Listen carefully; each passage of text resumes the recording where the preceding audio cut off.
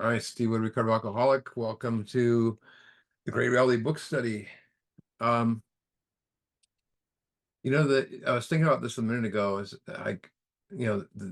how detailed our book is and how it grows upon you when you take action. It's like all of a sudden there's things in there that you didn't see before, and it tells us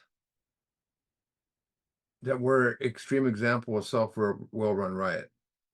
Now, if they had that underneath the AA sign before a meeting, Alcoholics Anonymous, your self-will run riot, I don't think anyone would, we would be out. That's not me. Because why? We usually don't think so, like the book says. And, you know, we don't think so is why we're doing inventory. That's the most important thing.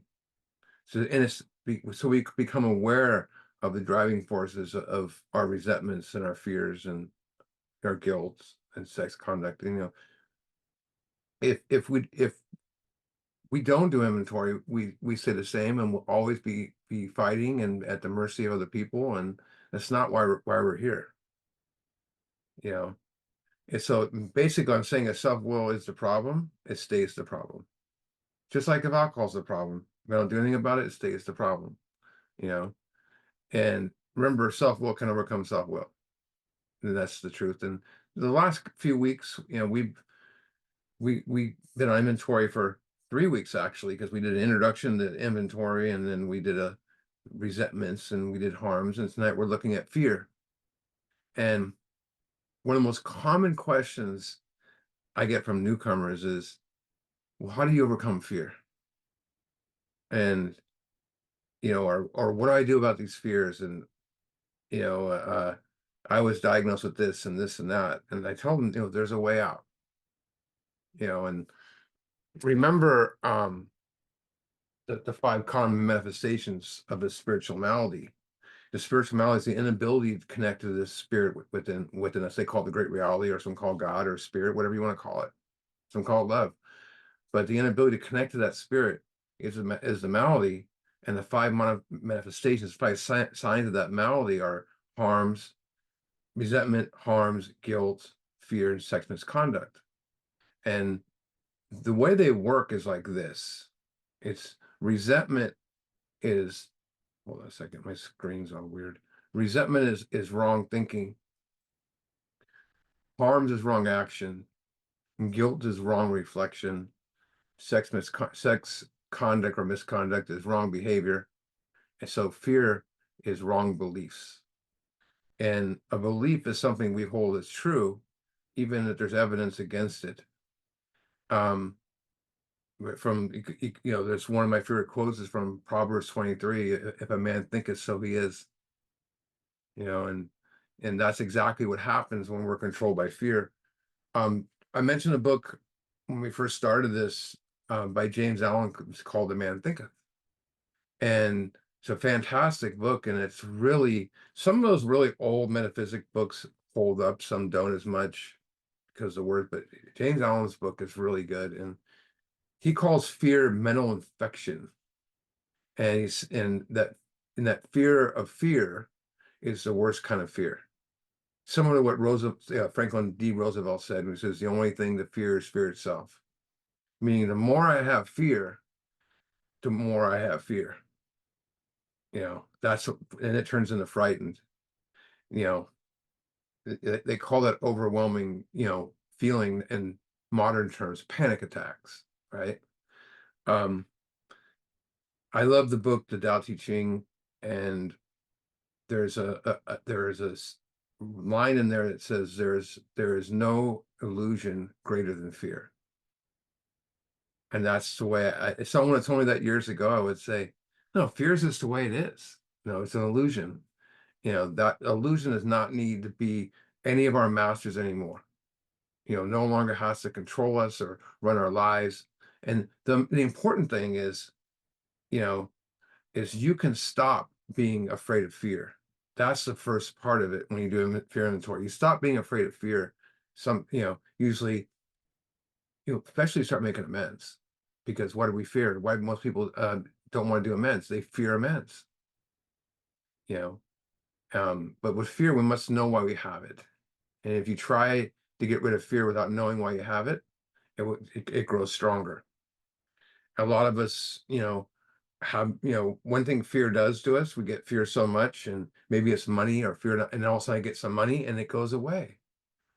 But that could take months and years sometimes to get our instincts fulfilled. We can do inventory and beat to the chase, so to speak. You know, just knowing why we have it isn't enough. We have to recognize the driving forces behind it. And once we know those driving forces, fear starts to lose its power. That's the thing. So of course we have this wonderful tool called personal inventory, but it wasn't until I did step forward that I started to become aware of the power of fear.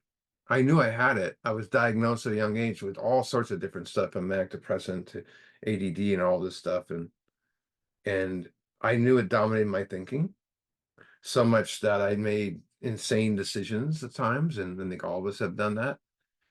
But I would make some of the decisions I make, like I'd fear being alone, so I would get into a relationship with a person I had no connection with at all. I feared, people would know about things I did, you know, things about me, so secrets I want to keep hidden. So I would isolate. You know, fear doesn't dominate my life that way anymore. Not at all. It's about identifying why we have the fear, and it's a key to overcoming them. When I said this before, when people speak of step four at meetings, they make it sound like doing push-ups or something, like this long, tedious process, like it's some, remember when a guy said this the other day, remember when I remember I become a lifeguard and they made me swim like 80 laps or something. It was crazy. And you start pushing yourself. It wasn't 80, but it seemed like that. But you push yourself and you find the strength. And it's like when people, I remember the fear of going into it. I'll never be able to do that. But the thing is people talk about step four like it's that type of process. It's not. It's a liberating process. It's not. I think the reason they said that people think step four is like cleaning your room. It's not reorganizing. They think when we clean a room, it's reorganizing and rearranging the same old stuff, right? Just rearranging it, making it look nice. Someone's coming over, so I better straighten my room out or the house out a little bit. That doesn't solve the clutter though. Step four is like cleaning your room, but it's not rearranging the same old junk. It's getting rid of the old junk. It's a building process to step six. So it's not holding on to the old life and painting this better picture of it. God's not this flick the switch thing. You know, um, I'm going to go to 12 and 12 on page 49. If you have one, you can go there or just follow along. And I like this because Bill's pretty much right on when he's talking about these fears. So 49, and it's the top of the page, the second sentence. It says, pride lures us into demands upon ourselves or upon others, which cannot be met without perverting or misusing our God-given instincts.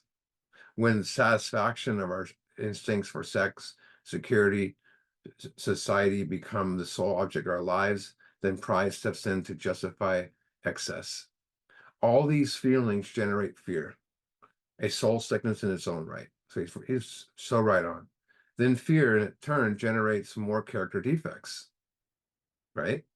Unreasonable fear that our instincts will not be satisfied drives us to convert possessions of others, not our possessions of others, to lust for sex and power, to become angry when our instinctual demands are threatened. Like I said, when we have resentments are threatened, to be envious when our ambitions of others seem to be realized while ours are not. We grab for more of everything we need, fearing we shall not have enough. He's so right on there. And it's the reason I like that paragraph because it sets in motion what we're looking at. So fear is all over the four-step process, right? We inventory our fears, right? It's a fearless moral inventory. It talks about being frightened, which is a state of fear. we call it full of fear. Fear is bracketed alongside, certain instincts, right? Because fear motivates the instincts. I've explained this before when let me say it again. When my instincts are hurt or threatened, right, is from a resentment. When I harm someone, I'm trying to satisfy. So what's going on in between that is fear. And my suggestion that when I'm throwing out these different scenarios of fear, I give a lot of them, you know, write them down. Don't just have to inventory of them right away, but write them down. Light bulbs goes off. That's why we do these groups. And so what exactly is fear? Well, similar to instincts, it's pre-programmed in all of us, right? It helps with instinctual responses, response to potential danger, meaning it's a survival mechanism. And like when an animal, deals with a threat, right? Say another animal is attacking it, they react with fear, with the automatic discharge of flight or flight, or flee, fight or flight, either one. But we react the same, except there's a third part of that we do. We freeze, we fight. I'm sorry, we fight, or we flee, or we freeze and do nothing. And I never heard someone say that. One day I was just thinking about fear, and someone asked me, what does fear do to you the most? Nothing. So it's always not fight or flee, it's freeze too. And what is our, so we have marvelous mechanisms called the human body. I mean, when you study it, you learn more about it. I took pharmacology class and to get my counselor's degree, and the guy was amazing, and he talked all about just the way everything works together. And so think about, here's just natural fears. Like, let's just say you wake up late for work, right? We have fear. The first thing that happens is our nervous system automatically, puts our body in high alert. So that's just our body's our body's response to fear and emotion.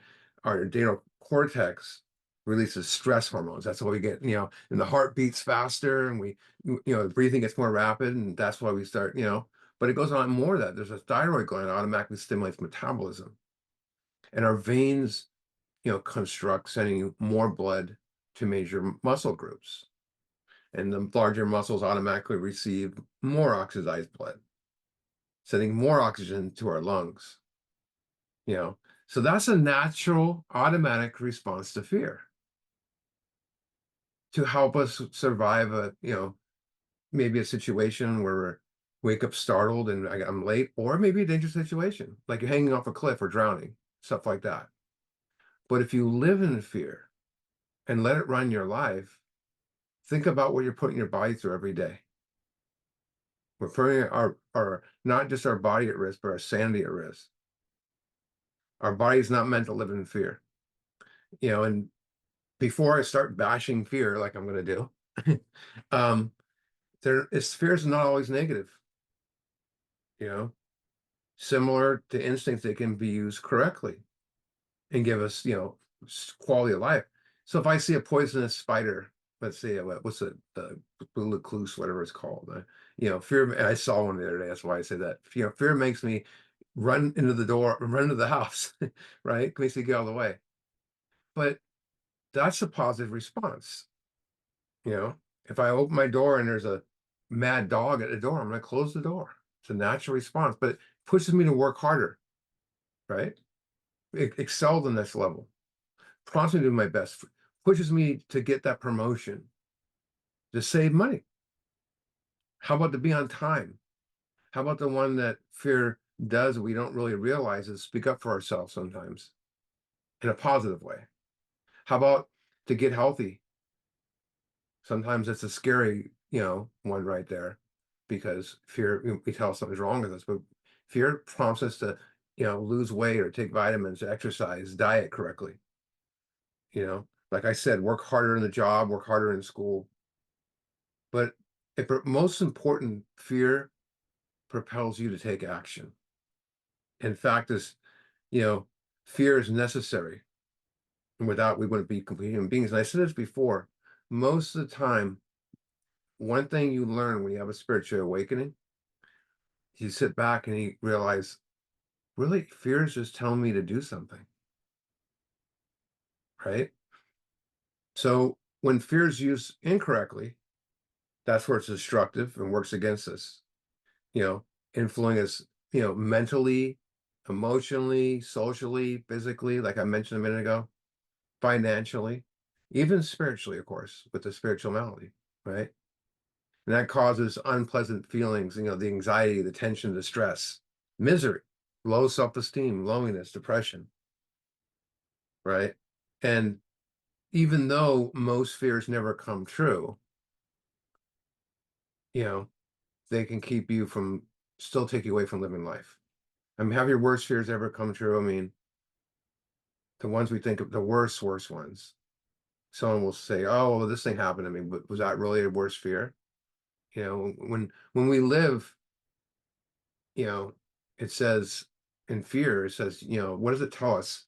You can't do this. I'm not gonna make this deadline. I'm gonna mess this up. They're not gonna listen to me when I talk to them. I'm not good enough. I'm worthless. And I always tell people this and tell sponsors this, what would you do if a person said to your face the negative things your fears tell you, right? I mean, think about that. What would you do if a person went to you and says, you're not good enough, you're worthless, you can't do this? You would probably punch them out or say something. So fear prevents us from experiencing, important life changing moments by dictating our actions, preventing us from taking action, like I said, freezing, so we do nothing at all, holding back on those life changing decisions. I remember I had a wonderful fiance, and a month before the wedding, years ago, I was young, but fear made me run and cancel it just because I can't even tell you why. It was just fear.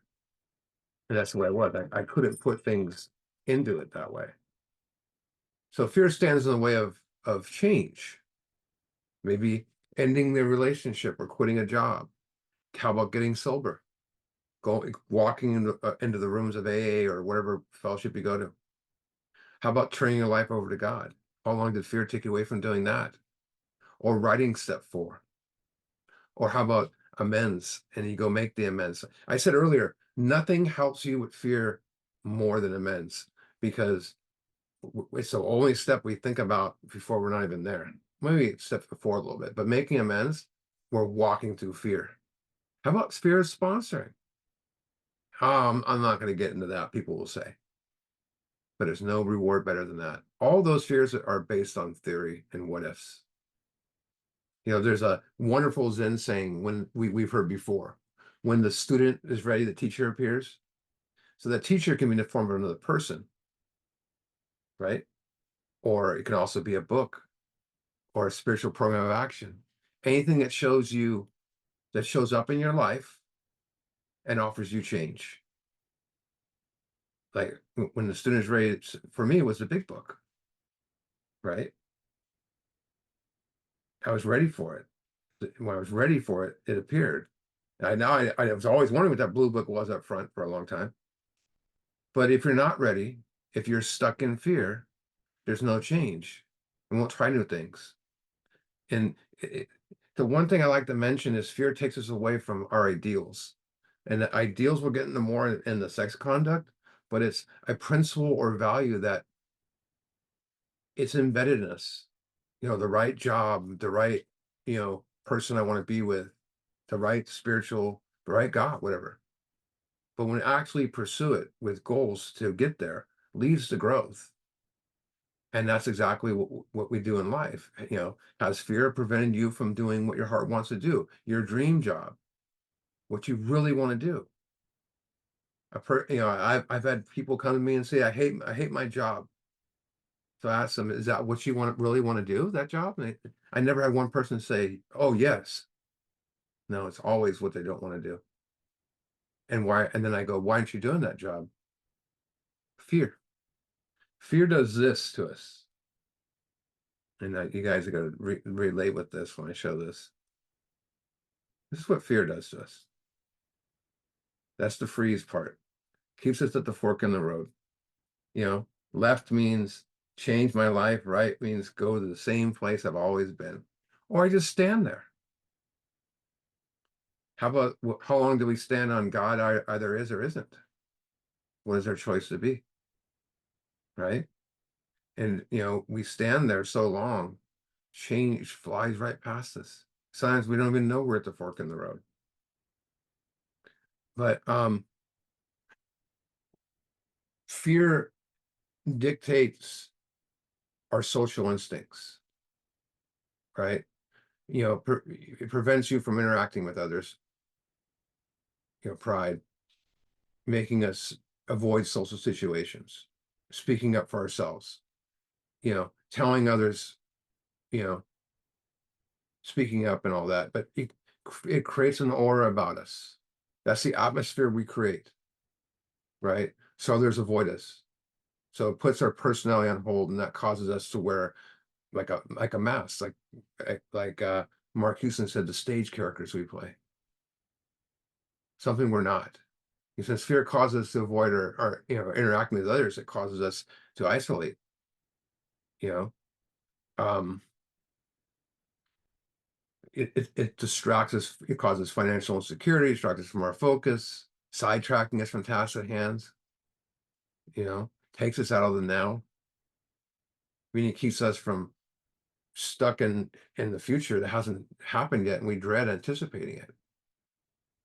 Right? So we get caught in outcomes that haven't happened yet. Fear of losing my job, losing a relationship, not being able to pay the mortgage in 6 weeks, or 3 weeks. It should be not 6 weeks, but but it prevents us. It keeps us stuck in the past also, not just the future. That's called guilt. And that's we know what guilt is. It eats us up inside. Regret over past actions or past nothings. That's why guilt's in there. I feel, oh my God. So dread is fear of the future, guilt's fear of the past. That's where we connect to God in the now. So what I'm saying really here is fear robs us of our peace of mind, and produces, it produces, most importantly, fear effectively blocks us from the sunlight of the spirit. I'm going to try to find something else on my computer I want to read to you guys, if I can find. Give me 1 second. Never mind. I'm not going to be able to find it. So I'm going to put up another slide here. So let's go to page 67. So now actually getting in the book. Page 67. And it says, notice the word fear. It's bracketed alongside the difficulties Mr. Brown, the employer, and his wife. And the wife, it says, not his. So let's look at this one. Sphere is bracketed next to the instincts, right? You see each one: self-esteem. Look at all the fear. Fear, fear, fear. And this is not even inventorying fear. That's just doing resentments.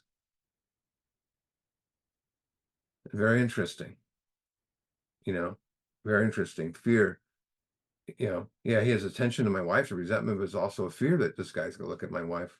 So if I'm writing that down, it's a real thing. That guy, Mr. Brown, giving attention to my wife, I'm gonna beat him up. But you better look at your fear inventory. Let's get back to the book.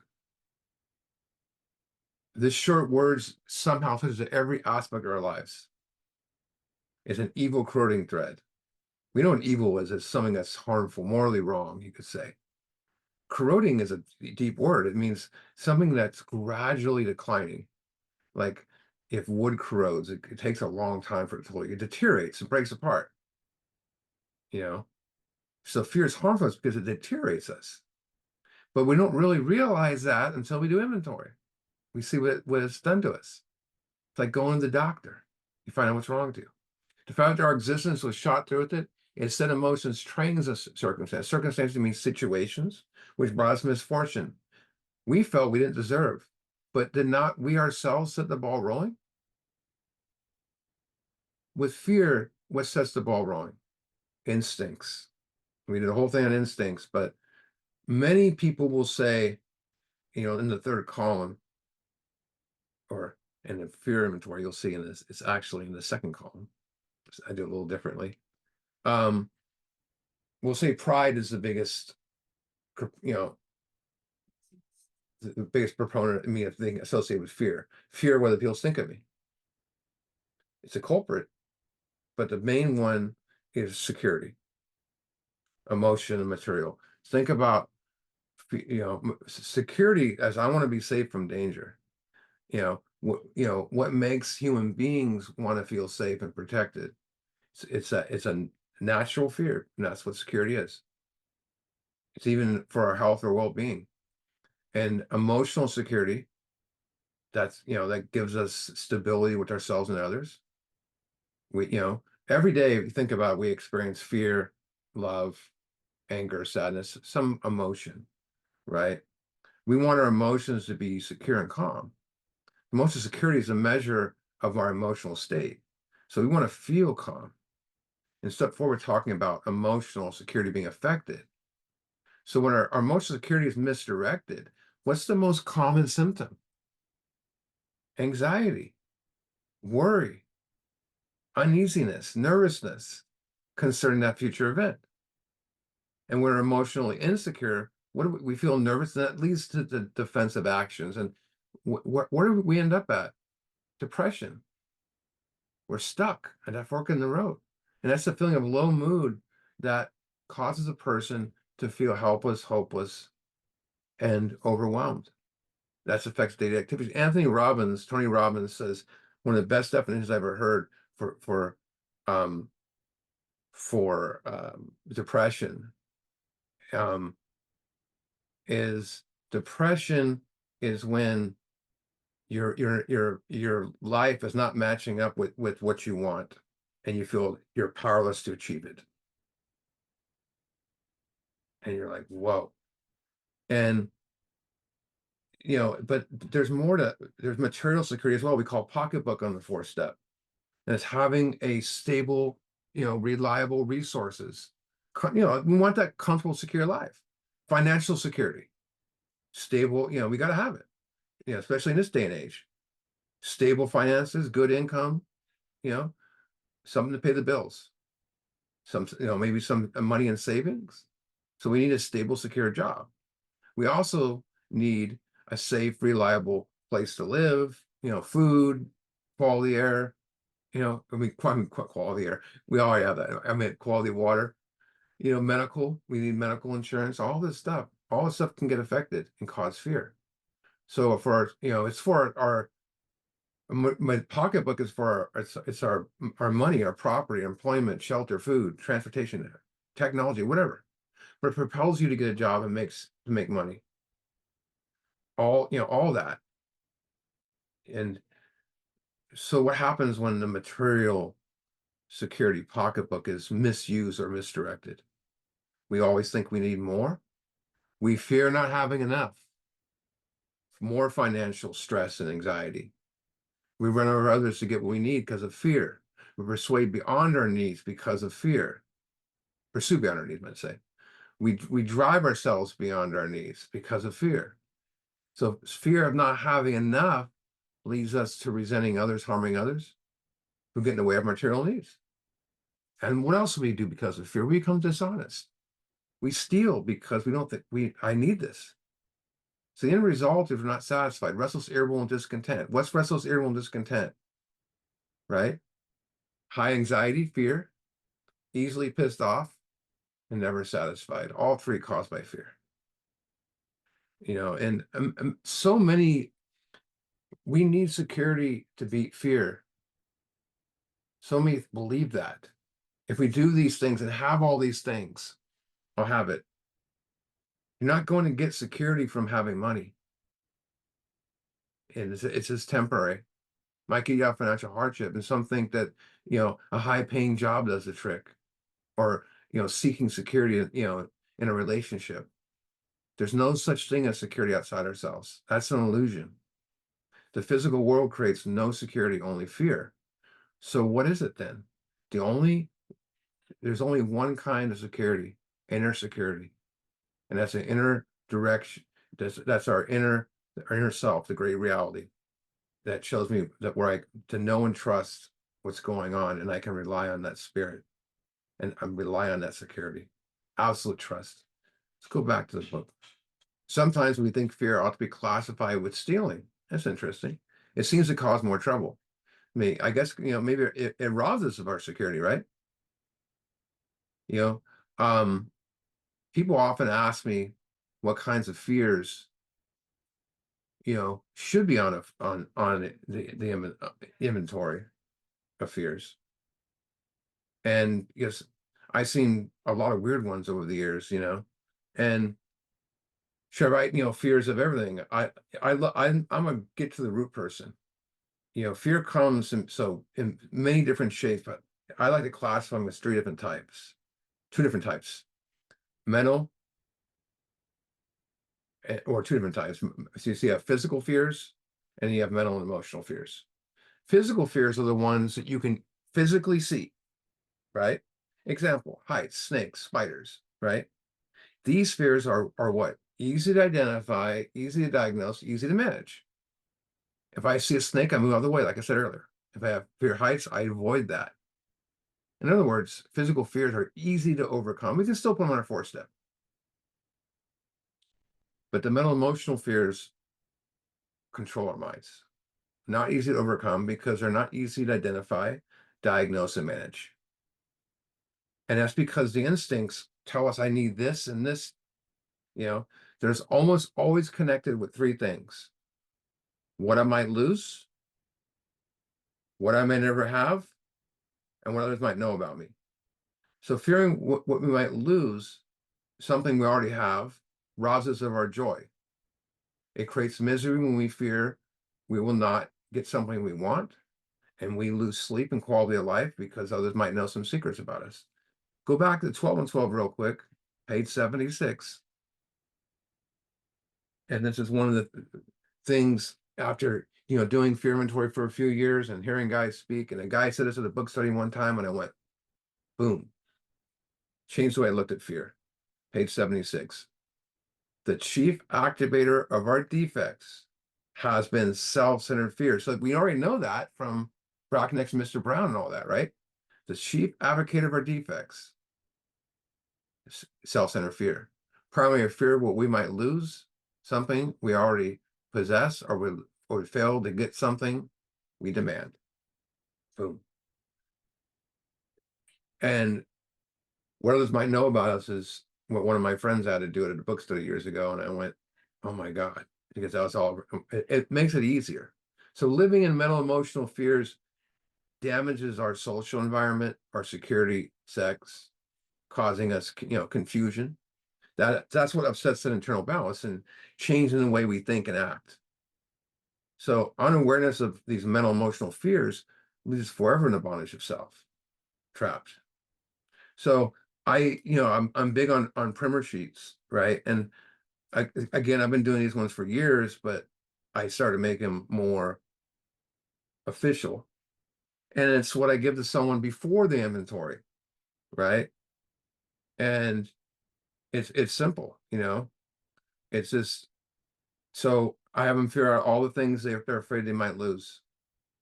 Now, what I do is I have them write down on the inventory sheet, like put down your 7 worst fears, or they tell me don't fear anything. So I have them then I have them write down all the fears that they might lose. How about their kids? How about their wife, their family, their job? Think about when you walked in the doors, all the things you were afraid you were going to lose, or even now when you can't pay the bills. My car. I might lose my life. When we become aware of what we're afraid we might lose, it changes everything, and it helps, like especially in step 10, what we may never have. My sanity. This is a big one, right? I fear I might lose my sanity. I fear I may not, have a spiritual awakening. You know, I fear, I'll never have peace of mind, happiness, free of anger, like the book tells us. Long-term recovery. How about recovered? The stuff I really push on people. And then the big one is what others might find out about you. You know, these are the ones you do not want others to know about. The stuff that has kept you away from step 4, that you want to keep hidden and protected. We're only as sick as our secrets. You know, that's the information we want to keep away from people. This one can go deep. It's truly, it's a big moment for some when they start going with stuff. And some people won't even write it down on their 4th step. They'll mention it in step 5 because they're afraid of it being on paper. Someone's seeing it. But big aha moments. But it's just stuff we protect. Maybe it's a crime we committed that only we know about. Or we cheated on our wife and we're the only ones that know about it. Or a secret child outside of marriage, stuff like that. Maybe you killed somebody. Maybe it's a sexuality thing. Maybe you're still using or drinking. It might be, how you really got fired, or you're afraid people will, you had a slip up 9 months ago and you're back in, but you're afraid people will know that you've been lying about your true sobriety date. I have that one. But one I hear in AA a lot is they don't want people to know they don't have a driver's license. Or maybe you're an atheist or racist. But it might be less complicated things like a disability or disease. Something you don't want anyone to know and you pretend, you know, you don't have it. For me, it sounds silly, but I was reading in school and I would familiarize myself with subjects instead of understanding it. Maybe you just, don't want people to know you're alcoholic. But secrets will restrict us from having quality of life. That's a really good way to start looking at deep fear inventory. I mean, for me, when I went over this stuff, I discovered the root of it. And I'm an open book today. I have nothing to hide. I don't wear shirts that say stuff on it, or anything like that. That I got nothing to hide. But my book's open book. My dark past, the great position I have. People like to use acronyms in recovery that just drive me crazy. And one of them I hear is false evidence appearing real is fear. I never liked that. I like to call it false expectations appearing real. False expectations appearing real. So what's an expectation? It's a belief that about what might or will happen in the future. Fear, right? So I have expectations that someone might, treat me right or give me something that I want. I get resentment. It also goes in with fear. If I have a belief that I might lose my kids or my job, that, in the future, those are expectations. You see, all that stuff's expectations. The same thing goes for what I might ever have, you know, and the same thing goes for as might find out about me. I stole money from someone and I have expectations that someone might find out about it. My sponsor just kept saying, when I asked him a question, should I go that deep? And he would say, how free do you want to be? And I'll be honest with you, when I did my first 4 step, there was fears that couple that I didn't put down there, and then I added them days later, but there was some that kept coming up as the more my mind was healed. Page 68. So we reviewed our fears thoroughly. There's that word again, thoroughly, right? No stone unturned. Review means examine over something deeply. For what? You're examining something, reviewing it so you can change, right? And like we're looking over a careful manner thoroughly, identifying and discovering why we have fears is extremely important to overcome them. So here's the inventory condition for fear. And it's for all of them. We put it on paper. You know, even though we had no resentment and connection with them, we asked ourselves why we had them. There's a one of my favorite authors is Deepak Chopra, and he says, if you try to get rid of fear without knowing why you have it, it grows stronger. So in other words, being aware of fear isn't enough. We have to recognize what's the driving force behind it. And once you know what drives it, it loses its power. So I'm going to put up the fear inventory sheet. And this has evolved over the years as well. You notice there's no I've always done 3 columns on it. Well, first it was 4 columns, and it was, what is the fear and why do you have it? Well, what I recognize that they're hearing footsteps, that people will be like, here's the fear, and I have it because I don't like my boss and this and this. That's not what they're asking here. Why do we have the fear what set the ball rolling? Right? It's a 2-column inventory. There's no 67 on this page. I mean, they're all self-centered, they're all frightened, right? I want to get down, you know, to like what we learned on resentment inventory. We disregard what the other person did and the other person and look for our own mistakes. Here, I'm going to find it here. Why do I have this fear? And the thing about it is, the longer you do these and the more you get into it, you start to see you don't check as many boxes. You get right down to the chase. An example would be, I'll give you a good one. A few years ago, my wife and I were very close to losing our house. We're in the middle of a lawsuit against a company where she was injured, and they weren't giving us the money. We weren't getting any disability or anything, and I was afraid I was going to lose. My house is one thing, but it was really afraid what was going to happen with my family. You know, that was a fear. What's happening with my family? And it affected my personal relations. I had low self-esteem, pride, because I was afraid to ask for help from people, emotional, material security, and all the ambitions, except for the sex one.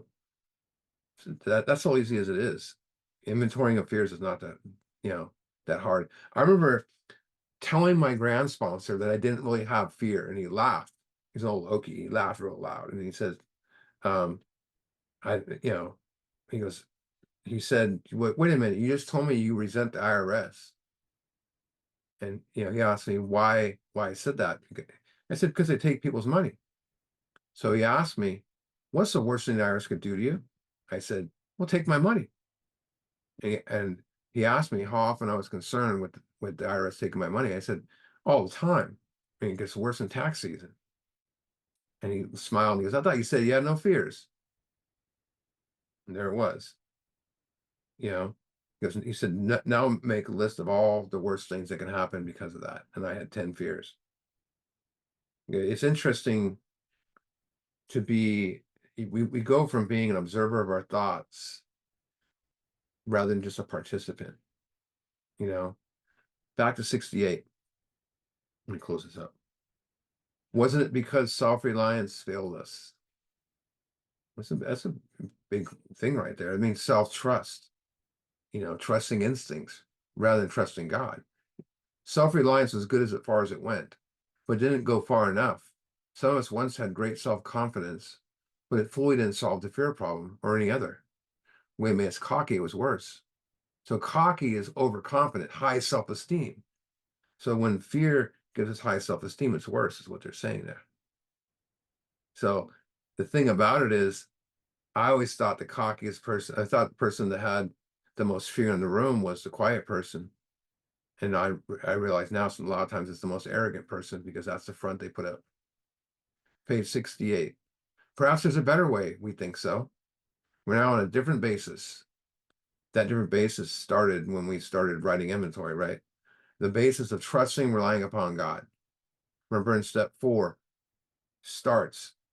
How do we turn one life over to care of God? I simply start writing. So that's the basis of trusting, relying upon God. So trusting God is having complete confidence in God. Relying on God is a complete dependence upon God. So trusting and relying upon God is not shutting my eyes to facts and looking the other way and hoping I'll feel better tomorrow. Trusting gives us the strength to help to, us know that difficulties can be faced and fixed. The action of 4 through 9 anchors us to God within us. So 4 through 9 is the ultimate action of trusting and relying upon God. I mean, trusting and relying upon God is not a thought. I thought it was, when I first got here. It's an action. Trusting God gives us the strength to see things as they are, right? Think about that.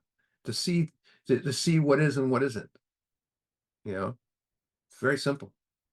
In other words, trusting and relying upon God is absolute faith. Faith means you don't have doubts. It takes time to get there. And I learned if I had a little bit of doubt, you know, if I'll act upon that doubt. I'm acting upon fear. That's what doubt is. So the state of your life is nothing more than a reflection of the state of your mind. Like I said at the beginning.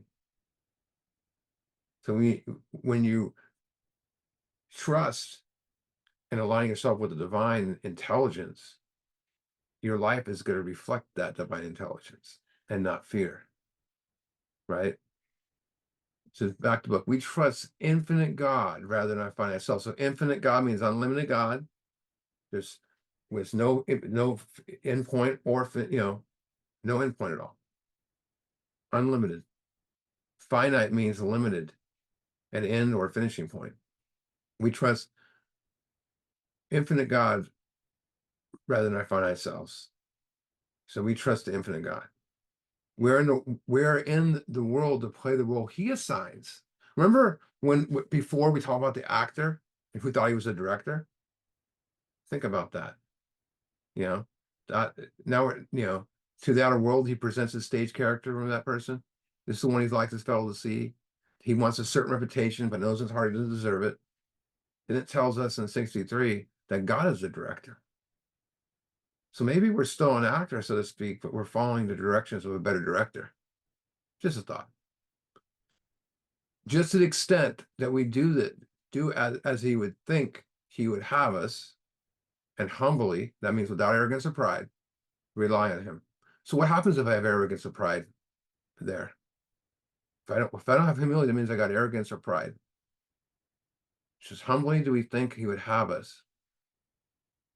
We rely on him. We can't rely on him because you can't have arrogance and pride and be God rely at the same time. But look at when we do have when we just the extent that we do as we think he would have us and humbly rely on him, does he enable us to match calamity with serenity? That's the calamity is the occurrence of damage and chaos and misery, drama. Serenity is a state of calm, peaceful, untroubled. Go back to 61 real quick, to the actor. So this is where we were when we're flying high on instincts and we weren't even aware we're instincts. Remember, what I'm aware of in life, I can work on and I can control. What I'm not aware of will control me. Right? And that's with instincts and fear. It says, let's see how we did when we were run on instincts. Is he not in his best moments producer confusion rather than harmony? Just like the calamity, confusion, causing this, drama and chaos and all that. Harmony is just like serenity, the state of bliss, peaceful. So what they're saying here is on instincts and our best moments were still producer confusion rather than harmony. Go back to 68. Now let's read it again. Humbly rely on him. When humbly relying upon him, he enables us to match calamity with serenity. He puts it up in front of us. Here's your calamity, here's your serenity. Which one do you want to do? When you're aware of that, when you're one with God, you see that. I mean, match means to do something as equal or similar, so I know which road to take, and I'm not stuck at the fork, right? Causing, more calamity than serenity if I'm at that fork. In other words, God puts calamity and serenity right in front of us. See what else it says here. We never apologize to anyone for depending upon our Creator. We can laugh at those things, spirituality's way of witness. Paradoxically, is the way of strength. The verdict of ages is faith means courage. All men of faith have courage. What's courage? Is the power to face fear. They trust their God. We never apologize for God. Instead, now, this is the bread and butter of the program right here. When you really get in step 10, you start to know what this means. Instead, we let God, it's all over the book, to let God remove our defects of character. Instead, we let God demonstrate to us what he can do. So when my thinking takes on one of God's thinking, I had to let God do that. We let him. We never apologize for God. Instead, we let God demonstrate to us what he can do. Like I said, the bread and butter of the program. It demonstrates through us. Let means to allow or permit. That's a spiritual condition. You have to let God to receive God. It's all over the book. And I say this, the goal of step 10 for me is to always let God demonstrate to me what he can do. If I can't, I'm blocked. And if I'm sitting on my butt not doing stuff, I know I'm blocked. Here's the fear prayer. We ask. Whenever you see the word ask in this book, it means pray. We ask, we pray to God to remove our fears and demonstrate and direct our attention to what we have as be. It doesn't say do, it says be. Be means to indicate our true individuality. It's a very simple prayer. I want to be love. I want to be kind. I want to be honest. What do you want to be? If fear's in the way of that, you know what, why you're not there. And you will find what you will not find what you want to be. It's a beautiful prayer. I have an assets and liabilities list where all, the left side is all the things, like it will say resentment, calm, harm, you know, all opposites. And my sponsor made me fill that out for quite a while on the side. He said, this isn't step work. I just want you to do it. And he helped me add to this prayer. I saw all the things I needed to work on. I would say at night, God, let me be, and look what it says, that once we commence to outgrow fear, we begin to outgrow fear. So we know what at once means immediately. That's a powerful spiritual word. But outgrow means to move away from. Move away from fear by taking action of 4 through 9. So we must identify them to become aware of them. Right? Why? So we can manage fears better. I had a guy almost chase me out of the room one day because I said that. Because people are afraid of fear. The more we are aware, we outgrow them. To be aware, we go deep. We need to go deep and know what the root of the problem is. Is it our pride? Is it our self-esteem, our security? And the more we're aware, the more fearless we become. And fearless does not mean we will not have fear. It simply means you have the ability and strength to face them now. And once we face them, that's when we can manage them better. And they're not managing us. So eventually outgrow them. Meaning fear is no longer distracting us. Why would you keep anything you outgrow? You don't have your clothes when you were a kid. You toss them out. You give them away to someone.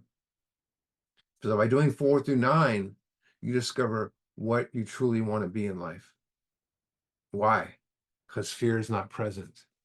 You no longer have to be in the spirituality, meaning you can connect God and Spirit in and find that security to do what you want to do.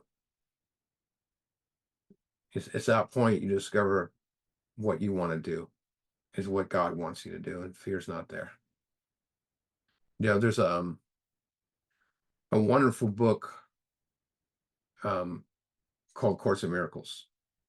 And it says, in the end, there are really only 2 emotions, love and fear. Meaning life is built on the foundation of love or fear. But you cannot have both, because anything that is love cannot be fear, and anything that is fear cannot be love. And what do we experience when fear is no longer present? Love. 2 of our most powerful, influential emotions, polar opposites. So life's biggest decisions stem from those 2 polar opposites. if you look back. I mean, your biggest decisions you made since you're sober and you're having spiritual awakening is all based on love. The ones that in the past is fear. You know, there are so many roads to fear, hundreds and hundreds and hundred roads to fear, but fewer roads to love. So fear is easier to receive, more easier to receive than love. But we must do some work to get there. You know, we must examine our fears, diagnose them, you know, look at it, ask God to let them go, to remove them. And that's when we begin to realize it's that our bodies, you know, are not our accomplishments. We're not what other people think of us. We're not separated from anybody else. And we awaken the fact that we're just a piece of God, which is pure love is inside of us. We're all just pieces of God. Fear is only present when we forget that we are a part of God. Um, I'm going to close with a quote by Aristotle. Aristotle said, "He who has overcome fear is truly free." So next week, we're going to talk about sex conduct, and let me turn off the recording. Hopefully I don't lose the power here.